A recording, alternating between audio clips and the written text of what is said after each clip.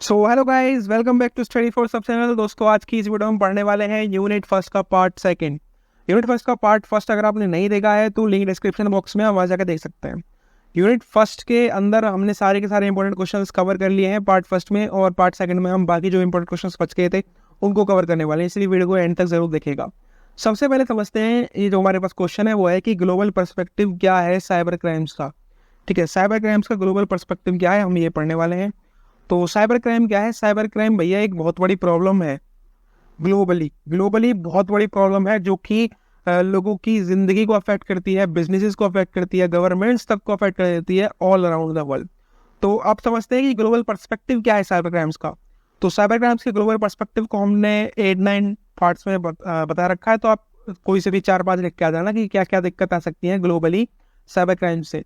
सबसे पहला है क्रॉस बॉर्डर नेचर को ये इम्पैक्ट करती हैं, यानी कि साइबर क्रिमिनल्स जो हैं वो कहीं से भी बैठ के किसी को भी अटैक कर सकते हैं और वो टारगेट कर सकते हैं विक्टिम्स को डिफरेंट डिफरेंट कंट्रीज में, जिससे कि बहुत ज़्यादा हार्ड हो जाता है उनको कैच कर पाना और उनको प्रोसिक्यूट कर पाना।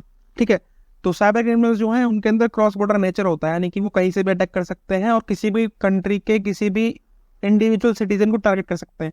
और ये आइडेंटिफाई करना बड़ा मुश्किल हो जाता है कि भैया किस बंदे ने किसको हैक किया है।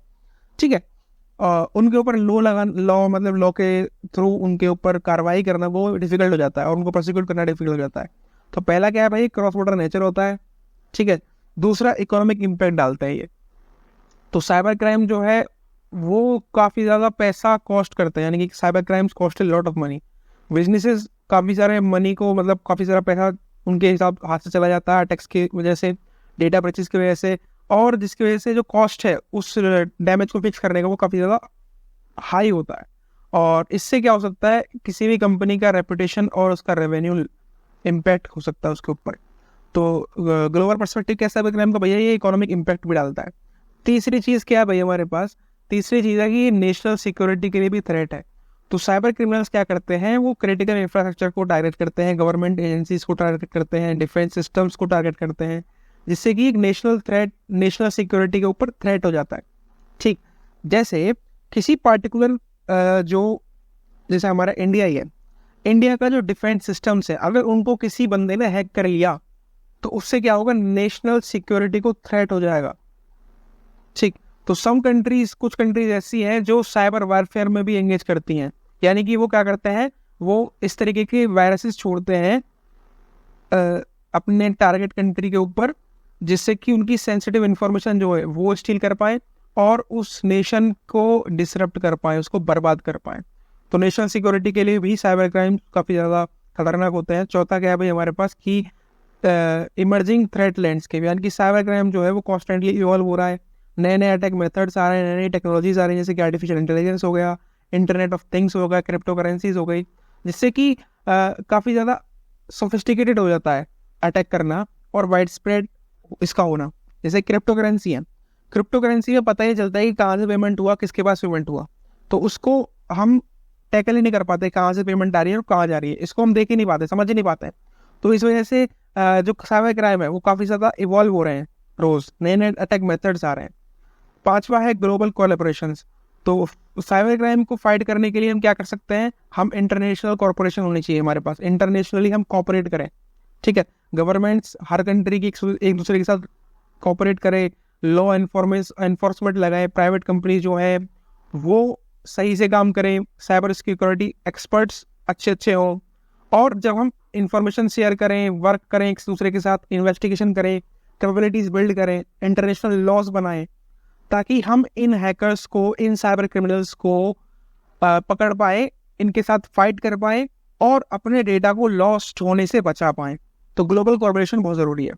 सिक्स्थ है डिजिटल डिवाइड। तो सब कुछ कंट्रीज ऐसी हैं जो लैक करती है रिसोर्सेज को, एक्सपर्टीज को, कि वो डिफेंड कर पाए साइबर थ्रेट्स को।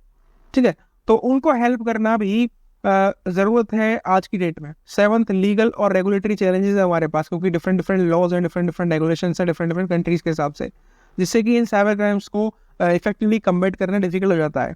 तो इन लॉस को हार्मोनाइज करना, इन लॉस को ग्लोबली इम्पैक्टफुल बनाना, यानी कि इंटरनेशनल लॉ बन जाए इनके खिलाफ, सारी कंट्रीज उसको फॉलो करें, तब जाके इनके खिलाफ कुछ कर पा सकते हैं।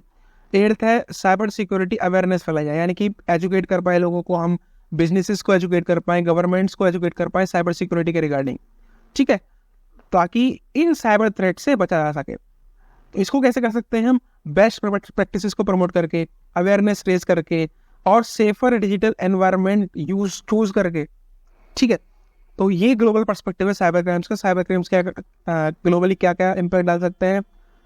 एक किसी भी कंट्री को डिस्ट्रॉय करने में साइबर क्रिमिनल्स काफ़ी अच्छी तरीके से काम कर सकते हैं, नेशनल सिक्योरिटी को थ्रेट दे सकते हैं, इकोनॉमिक इम्पैक्ट डाल सकते हैं, क्रॉस बॉर्डर नेचर कर सकते हैं। अब इसको इनसे बचने के लिए क्या करना चाहिए?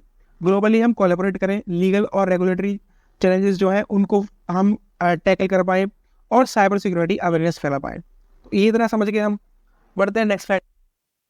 मंत्रास क्या है नेटिजन्स के लिए ताकि वो ऑनलाइन सिक्योरिटी मेंटेन कर पाए, यानी कि अगर हम ऑनलाइन कुछ यूज़ करते हैं तो हमारे पास कौन कौन से ऐसे सर्वाइवल मंत्र हैं जिनसे हम इन पार्टिकुलर जो हमारे पास ऑनलाइन थ्रेट्स आ सकती हैं, हमारा जो डेटा चोरी हो सकता है, उससे कैसे बच सकते हैं। तो मंत्र क्या है, बचने के लिए क्या क्या उपाय कर सकता है, ये क्वेश्चन है हमारे पास। तो सर्वाइवल मंत्र जो है जो नेटिजन्स के पास होते हैं, इसको बोलते हैं 5P नेटिजन मंत्र। तो ये क्वेश्चन आ जाता है कि 5P नेटिजन मंत्र के बारे में बताइए या सर्वाइवल मंत्र बताइए जिनसे ऑनलाइन सिक्योरिटी पा सकते हैं हम लोग। तो 5P मंत्र क्या है? Precaution, prevention, protection, preservation and Perseverance. Precaution क्या है? यानी कि हमको प्रिकॉशंस लेने हैं, हमको ऐसी वेबसाइट से कॉशियस रहना है जो कि काफ़ी ज़्यादा अनसिक्योर हो, उन पे हमें जाना ही नहीं है, और अगर हम चले भी गए तो लिंक्स पे तो क्लिक करना ही नहीं है। और ऐसी वेबसाइट्स पे हमको कम से कम 2 बार सोचना चाहिए अपनी पर्सनल इंफॉर्मेशन को शेयर करने से पहले, ठीक है। तो पहला मंत्र क्या है कि प्रिकॉशन लें, यानी कि कोई ऐसी वेबसाइट ही ना चलाएं जिसके ऊपर ऐसा कुछ अनसिक्योरिटी हो, और अगर चला रहे हैं तो क्या करें? तो वहाँ पर अपना जो डेटा है, पर्सनल इंफॉर्मेशन है, उसको हम शेयर ही ना करें। दूसरा मेथड है हमारे पास प्रिवेंशन का,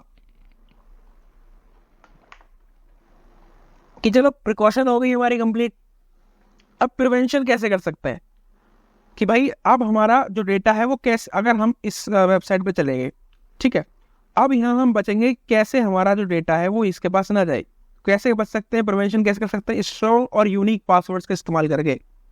यानी कि कुछ लोग होते हैं ना कि अपने हर एक ऑनलाइन अकाउंट का सेम पासवर्ड रख देते हैं, जिससे कि अगर एक जगह से किसी हैकर ने उनका पासवर्ड क्रैक कर लिया तो सारी की सारी जो ऑनलाइन अकाउंट्स हैं उनको वो क्रैक कर पाता है।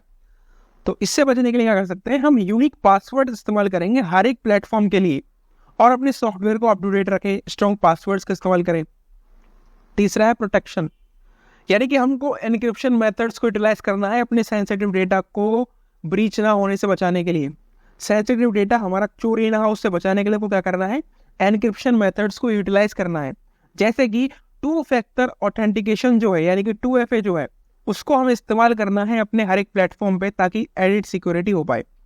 चौथा है हमारे पास प्रिजर्वेशन। प्रिजर्वेशन यानी कि हम प्राइवेसी को रेस्पेक्ट करेंगे और सिक्योरिटी को भी रेस्पेक्ट करेंगे दूसरों की, और ये भी अपने दिमाग में रखेंगे कि हमारे जो डिजिटल फुटप्रिंट्स हैं वो हम रेगुलरली रिव्यू करते रहें और अपडेट करते रहें अपने ऑनलाइन प्रेजेंस पे।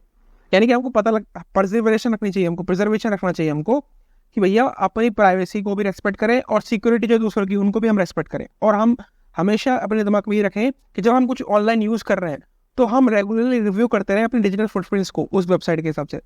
फिफ्थ है परसिवियरेंस। परसिवियरेंस मतलब हम अपने गुड ऑनलाइन सिक्योरिटी हैबिट्स के लिए कमिटेड रहें, हम हमेशा इन्फॉर्म रहें अबाउट इमर्जिंग ऑनलाइन थ्रेट्स और टेक्नोलॉजीज। यानी कि मार्केट में रोज़ नए नए वायरसेस आ रहे हैं, रोज़ नए नए अटैक्स मेथड्स आ रहे हैं, तो उनके थ्रू हमको हमेशा क्या करना है?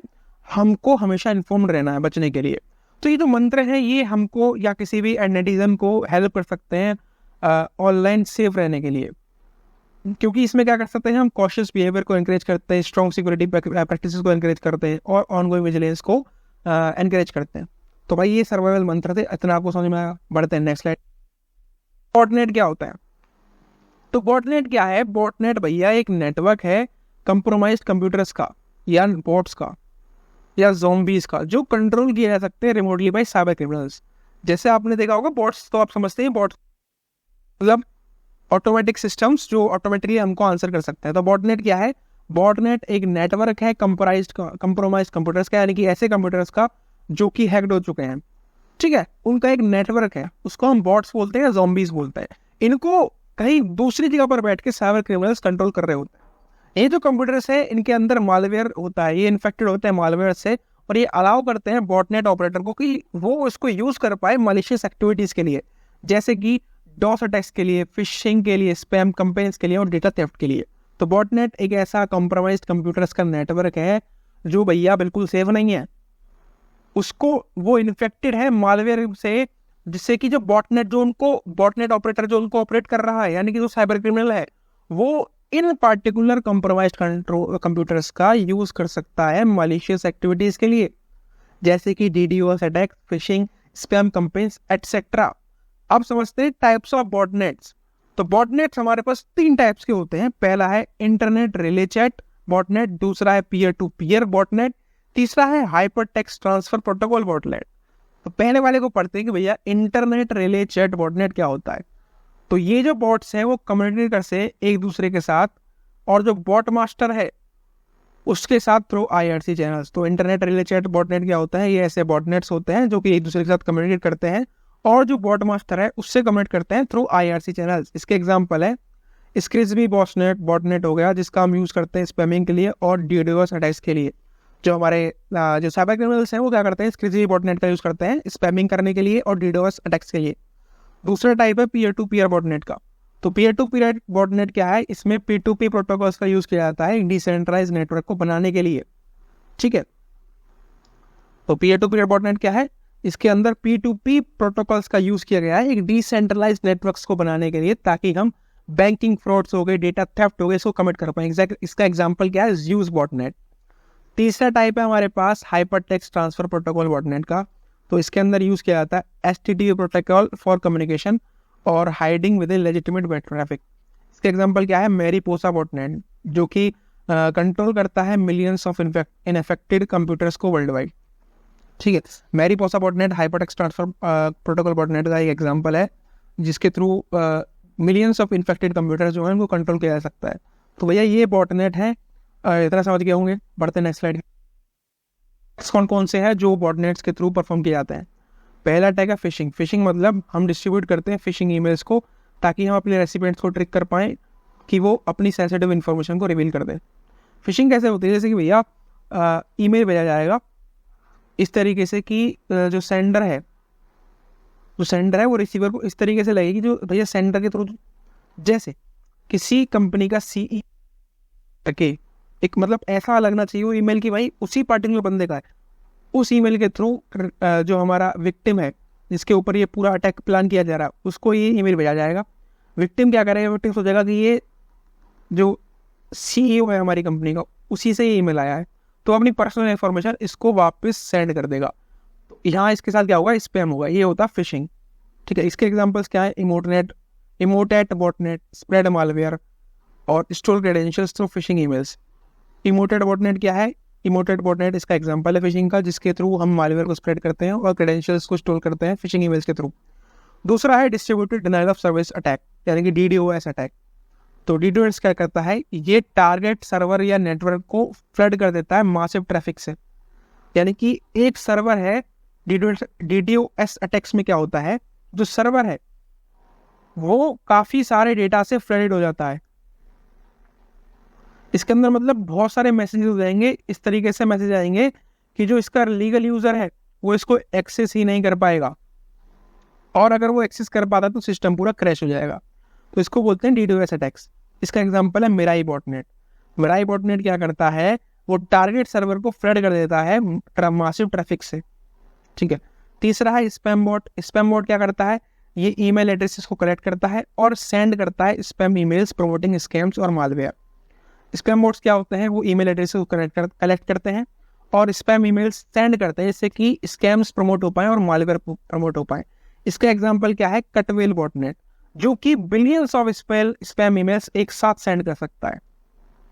चौथा है टारगेटेड इंट्रूशन। तो टारगेटेड इंट्रूशन क्या करता है, ये अटैक करता है, मतलब टारगेटेड इंट्रूशन मतलब एक पार्टिकुलर ऑर्गेनाइजेशन के ऊपर जब टारगेट किया जाएगा बॉटनेट के थ्रू, उसको बोलते हैं टारगेटेड इंट्रूशन। तो attacks specifically on particular organisations और individuals to steal their sensitive data और कॉम्प्रोमाइज सिस्टम्स। तो टारगेटेड इंट्रूशंस क्या होते हैं? ये ऐसे अटैक्स होते हैं जो पर्टिकुलर कंपनी के रिगार्डिंग या पर्टिकुलर इंडिविजुअल के ऊपर किए जाते हैं ताकि उसकी सेंसिटिव डेटा को स्टील कर पाए। इसका एग्जांपल है कारबनक बॉटनेट। कारबनक बॉटनेट क्या करता है? टारगेट करता है फाइनेंशियल इंस्टीट्यूशंस को ताकि उनके जो मिलियंस ऑफ डॉलर्स हैं उनको ये चुरा पाए। ठीक, तो बॉटनेट जो है वो काफ़ी सारे साइबर सिक्योरिटी थ्रेट्स को पोज करते हैं। तो प्रिवेंटिव मेथड्स इनके खिलाफ हम क्या कर सकते हैं? हम सिक्योरिटी अपडेट्स को रेगुलरली अपडेट करते हैं, एंटीवायरस सॉफ्टवेयर हो हमारे पास, और यूज़र जो है वो एजुकेटेड हो किस तरीके से इनसे बचा जा सकता है। तो ये है अटैक्स जो है बॉटनेट के थ्रू परफॉर्म किए जाते हैं। साइबर ऑफेंसेस क्या होते हैं भैया? तो साइबर ऑफेंसेस क्या है? ये इलीगल एक्टिविटीज़ होती हैं जो कि कैरी किए जाते हैं कंप्यूटर्स और इंटरनेट के थ्रू। तो ये एक्टिविटीज़ के अंदर क्या क्या आता है? हैकिंग, फिशिंग, मालवेयर को स्प्रेड करना, आइडेंटिटी को चुरा लेना, या काफ़ी सारे साइबर फ्रॉड जो होते हैं उनको हम बोलते हैं साइबर ऑफेंसेस। यानी कि क्राइम्स क्या है, साइबर ऑफेंसेस क्या है? तो साइबर ऑफेंसेस जो है वो टारगेट कर सकते हैं इंडिविजुअल्स को, ऑर्गेनाइजेशंस को, गवर्नमेंट्स को, और इसकी वजह से क्या हो सकता है? उन पार्टिकुलर जो इंडिविजुअल है या ऑर्गेनाइजेशन है, गवर्नमेंट है, उसका फाइनेंशियल लॉस हो सकता है, उसका डेटा ब्रीच हो सकता है, और उसके कंप्यूटर सिस्टम को डैमेज हो सकता है। तो ये साइबर ऑफेंसेस समझ में आ गए। साइबर ऑफेंसेस क्या है? ये लीगल एक्टिविटीज़ हैं जो कंप्यूटर्स और इंटरनेट का यूज़ करके की जाती हैं, और इससे साइबर फ्रॉड किया जाता है। अब अगला क्वेश्चन है, डिफरेंस क्या है हैकर्स के बीच में, क्रैकर्स के बीच में और फ्रीकर्स के बीच में? तो भैया हैकर्स क्या होता है? हैकर्स एक ऐसा इंडिविजुअल है जो अनऑथराइज्ड एक्सेस पा लेता है किसी के कंप्यूटर सिस्टम में या नेटवर्क में। ठीक है, टाइप्स ऑफ हैकर्स हमारे पास 3 टाइप्स के हैकर्स होते हैं। एक होते हैं व्हाइट हैट हैकर्स, एक होते हैं ब्लैक हैट हैकर्स, एक होते हैं grey hat hackers. White hat hackers क्या होते हैं? ये एथिकल हैकर्स होते हैं। ठीक है, व्हाइट हैट हैकर क्या है? ये एथिकल हैकर्स होते हैं। ठीक है, अनएथिकल नहीं है, एथिकल है, मतलब सही हैकर्स हैं जो कि अपनी स्किल का, हैकिंग स्किल का इस्तेमाल करते हैं किसी की भी सिस्टम की सिक्योरिटी को इम्प्रूव करने के लिए। ठीक है, और उसके अंदर जो वल्नरेबिलिटीज है जिससे कि कोई अनएथिकल हैकर उसको हैक ना कर पाए, उसको ये इम्प्रूव करने के काम आते हैं। दूसरे होते हैं black hat hackers. Black hat hackers क्या है? ये मॉलिशियस हैकर्स होते हैं जो कि एक्सप्लॉइट करते हैं वल्नरेबिलिटीज को किसी भी सिस्टम के, ताकि अपनी पर्सनल गेन निकाल पाए, जैसे कि डेटा को स्टील कर पाए और डिस्क्रिप्शन कॉज कर पाए। तीसरे होते हैं grey hat hackers. Grey hat hackers क्या होते हैं? वो लॉस को वायलेट करते हैं, एथिकल स्टैंडर्ड्स को वायलेट करते हैं। ठीक है, लेकिन उनके पास कोई मॉलिशियस इंटेंट नहीं होता है। ठीक है, इसलिए क्या करते हैं? ये डिस्क्लोज कर देते हैं वल्नरेबिलिटीज को अफेक्टेड ऑर्गेनाइजेशंस के लिए। तो डिफरेंस समझिए, व्हाइट हैट हैकर एक ऐसा हैकर है भैया जो क्या करेगा? जो अपनी जो स्किल्स हैं उनका सही इस्तेमाल कर रहा है, यानी कि अपनी स्किल का इस्तेमाल कर रहा है किसी ऑर्गेनाइजेशन की या गवर्नमेंट के लिए काम करने के लिए। कैसे? कि जो हमारे सिस्टम के अंदर जो वल्नरेबिलिटीज़ हैं, जो खामियां हैं, उनको वो आइडेंटिफाई करेगा व्हाइट हैट हैकर, और उनको फिक्स कर देगा ताकि कोई जो गंदा हैकर है वो उसको हैक ना कर पाए। दूसरे होते हैं black hat hackers. Black hackers क्या है? ये भैया रियल वाले हैकर हैं जो बेकार होते हैं बहुत, यानी कि वो डेटा को चुराते हैं, वल्नरेबिलिटीज़ को एक्सप्लॉइट करते हैं। अगर उनको दिखता है कि सिस्टम के अंदर कुछ खामियां है तो उस खामी के थ्रू वो उस पूरे सिस्टम को क्रैश करवा देते हैं। तीसरे होते हैं grey hat hackers. Grey hat hackers क्या करते हैं? ये कुछ इंडिविजुअल्स होते हैं जो लॉस को तो वायलेट करते हैं, एथिकल स्टैंडर्ड्स को भी वायलेट करते हैं, लेकिन कोई उनका मैलिशियस इंटेंट नहीं होता है, यानी कि वो चुराते नहीं है कुछ भी चीज़ कहीं से ऑनलाइन, या कुछ डेटा का ब्रीच नहीं करते हैं। ठीक है, या कोई डिस्ट्रक्शन कॉज नहीं करते हैं। तो हैकर्स की मोटिवेशन क्या है, इसको समझते हैं हम। तो भैया हैकर्स की मोटिवेशन क्या है? तो हैकर जो हैं वो वेरी कर सकते हैं वाइडली फ्रॉम क्यूरियोसिटी, क्योंकि इनकी क्यूरियोसिटी होती है कि इनके पास एक चैलेंज होता है कि वो बाईपास करेंगे सिक्योरिटी को एथिकल रीजंस के लिए, या तो इम्प्रूव करेंगे सिक्योरिटी को, या उनका कुछ मैलिशियस इंटेंट होता है फाइनेंशियल गेन करने के लिए। तो हैकर्स का हैकिंग के पीछे मोटिवेशन क्या होता है? व्हाइट हैट हैकर्स का मोटिवेशन तो ये होता है कि भैया उनको जो वल्नरेबिलिटी मिल जाएगी उसको फिक्स करने के लिए काम आएंगे। जो ब्लैक हैट हैकर्स हैं इनका काम है भैया पैसा चुराना। उनका तो एक मैलिशियस इंटेंट होता है, उनकी इंटेंशन ही होती है कि हम सामने वाली जो सिस्टम है उसको क्रैश कर देंगे, उससे कुछ चुरा लेंगे, अपना पर्सनल गेन कर लेंगे, फाइनेंशियल गेन कर लेंगे, ये चीज़ होते हैं। बढ़ते हैं नेक्स्ट क्वेश्चन। हमारे पास क्रैकर्स क्या होता है? क्रैकर्स की डेफिनेशन समझते हैं।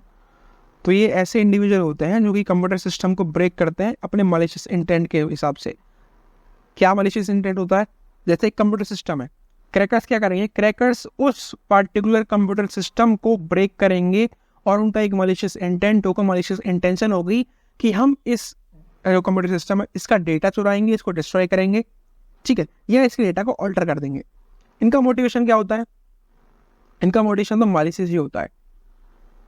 कि भैया ये फाइनेंशियल गेन करेंगे या वैंडलिज्म करेंगे या पर्सनल सेटिस्फेक्शन के लिए, कि हम एक पर्टिकुलर कंपनी का या पर्टिकुलर बंदे का डेटा जो है उसको चुरा के उसको पर्सनल हार्म दे पाए, ये इनका मोटिवेशन होता है।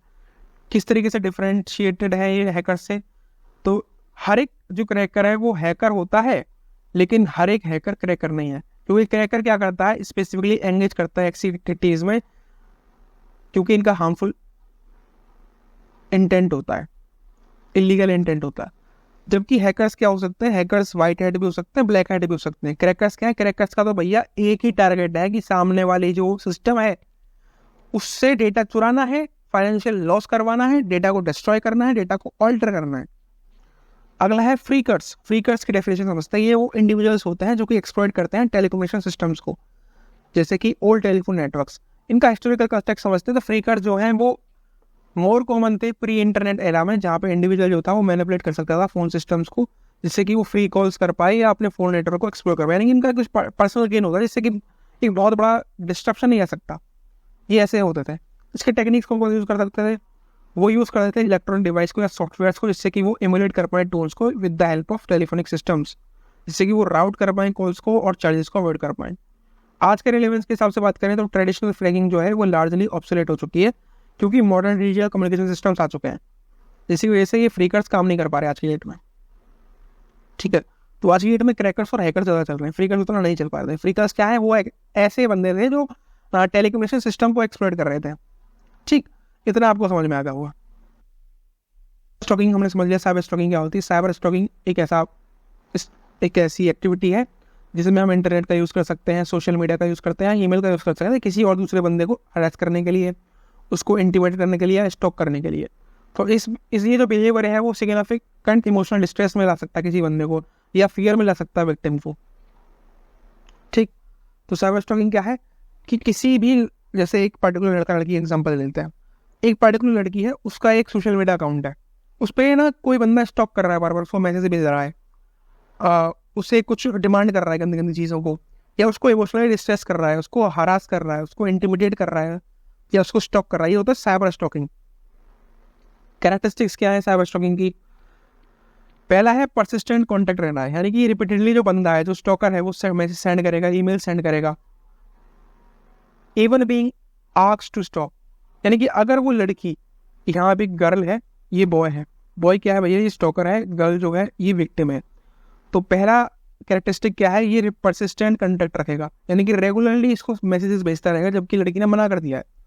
दूसरा कैरेक्टरिस्टिक क्या है, थ्रेटनिंग बिहेवियर, यानी कि ये थ्रेट्स कर भेजेगा लड़की को कि उसकी फोटोज लीक कर देगा या उसको कुछ फिजिकली हार्म कर देगा, उसको ब्लैकमेल करता रहेगा। ये होता है थ्रेटनिंग बिहेवियर। तीसरा है इन्वेशन ऑफ प्राइवेसी, यानी कि उसके पर्सनल अकाउंट में घुस जाएगा ये जो हैकर है, यूजिंग जीपीएस, ताकि उसकी लोकेशन को ट्रैक कर पाए। अगला है इम्पर्सोनेशन, यानी कि उसके फेक प्रोफाइल्स बनाएगा और उसको हरेस करेगा। फिफ्थ है पब्लिक ह्यूमिलेशन, यानी कि ऑफेंसिव चीज़ों को पोस्ट करेगा या फॉल्स इन्फॉर्मेशन पोस्ट करेगा विक्टिम के रिगार्डिंग ऑनलाइन। तो ये सब साइबर स्टॉकर्स की कैरेक्टरिस्टिक्स हैं। टाइप्स ऑफ साइबर स्टॉकर्स, तो साइबर स्टॉकर जो है वो 4 तरीके के होते हैं। पहला है विंडिक्टिव साइबर स्टॉकर, दूसरा है कंपोज साइबर स्टॉकर्स, तीसरा है इंटीमेट साइबर स्टॉकर्स, एक होता है collective cyber stalkers. Vindictive cyber stalkers क्या है, ये ऐसे इंडिविजुअल्स होते हैं जो यूज़ करते हैं थ्रेट्स का और अपने एक ऐसे बिहेवियर का किसी भी विक्टिम को इंटिमिडेट करने के लिए।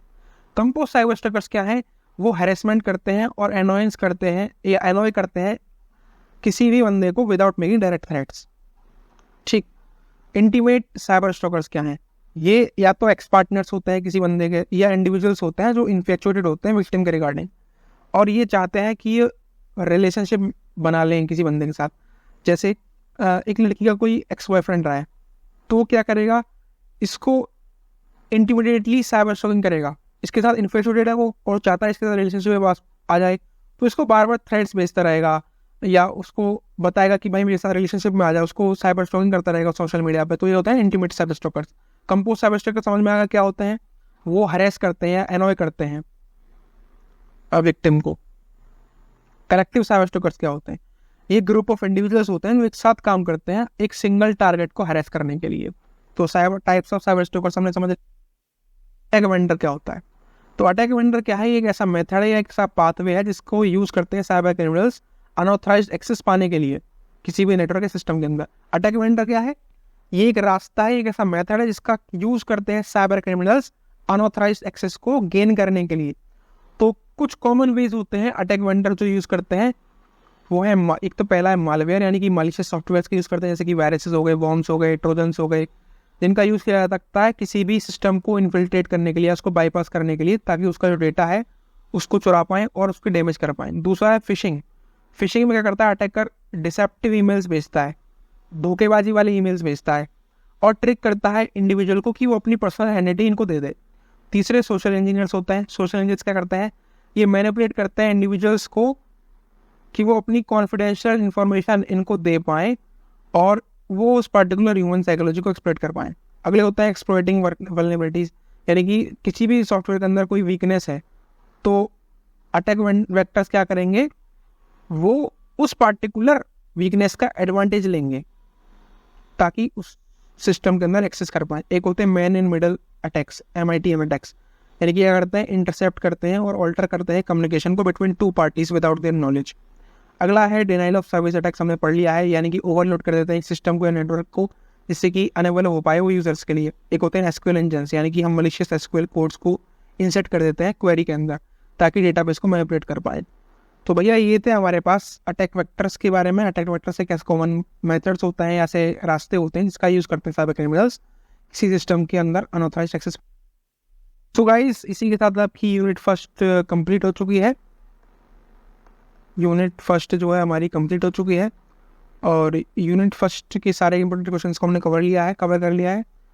और अगर आपको वीडियो पसंद आई तो वीडियो को लाइक करिएगा, चैनल को सब्सक्राइब करिएगा और बेल आइकन दबाना ना भूलिएगा। So thank you guys for watching the video. जय हिंद, जय Bharat, best of luck for exam.